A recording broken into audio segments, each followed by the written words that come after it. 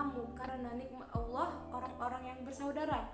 Nah, oleh karena itu dengan membangun adanya ukhuwah Islamiyah, hubungan manusia kepada manusia lainnya merupakan suatu perbuatan yang dicintai oleh Allah Subhanahu wa taala.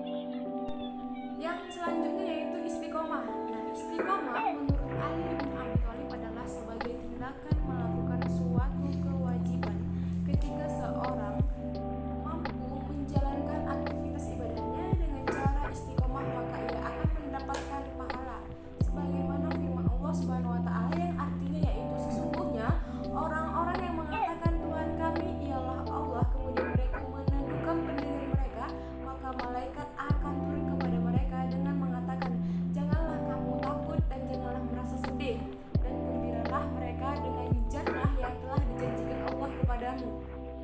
Yang selanjutnya yaitu ada tentang POAC. Yang pertama itu perencanaan. Nah, di sini sesungguhnya Allah Subhanahu wa taala mewajibkan perbuatan yang dilakukan dengan baik dalam segala hal. Jika kamu membunuh binatang, maka lakukanlah dengan cara yang baik. Jika kamu mau menyembelih, maka sembelihlah dengan cara yang baik. Pertajamlah anak potongnya, kemudian istirahatkanlah binatangnya. Hadis riwayat Nasa'i. Yang kedua yaitu ada tentang organizing. Nah, seseorang tidak diutus sebagai khalifah kecuali memiliki dua niat, yaitu memerintahkan dan mendorong kepada kebaikan dan memerintahkan dan mendorong kepada kejelekan. Orang yang menjaga kejelekan adalah yang dijaga oleh Allah Subhanahu wa taala. Hadis riwayat Bukhari.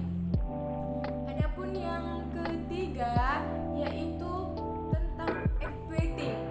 Nah, di sini Allah Subhanahu wa taala menulis kebaikan dan kejelekan yang dilakukan hambanya. Barang siapa yang berencana melakukan kebaikan tetapi tidak melaksanakannya, maka tetap ditulis sebagai satu amal baik yang sempurna baginya oleh Allah Subhanahu wa taala.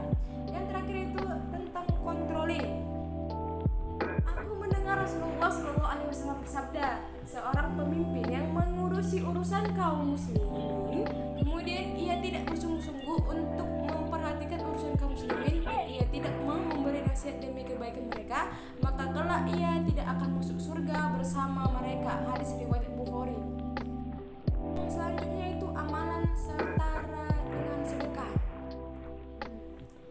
Wajib bagi setiap muslim untuk bersedekah. Kemudian beberapa orang bertanya, jika ia tidak mampu, wahai Rasul? Kemudian Rasul menjawab, hendaknya bekerja dengan tangannya sendiri, kemudian bermanfaat bagi diri dan bersedekah. Mereka kemudian bertanya kembali, jika tidak bisa, Rasul pun menjawab, maka boleh dengan menolong orang yang sedang membutuhkan pertolongan.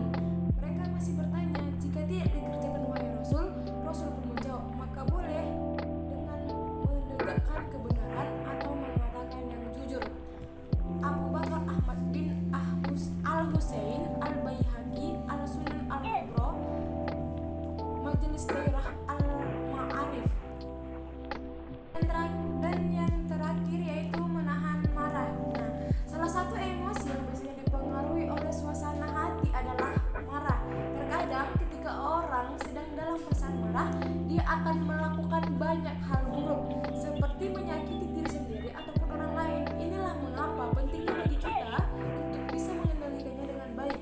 Kemarahan yang tidak bisa dikendalikan dapat berdampak buruk bukan hanya psikis tetapi juga kesehatan fisik. Nah, ada beberapa cara menahan nafsu amarah dalam menurut Islam. Yang pertama yaitu membaca doa, yang kedua beristighfar, yang ketiga menjaga lisan dengan diam, yang keempat berwudu, dan yang terakhir yaitu mengubah posisi saat marah.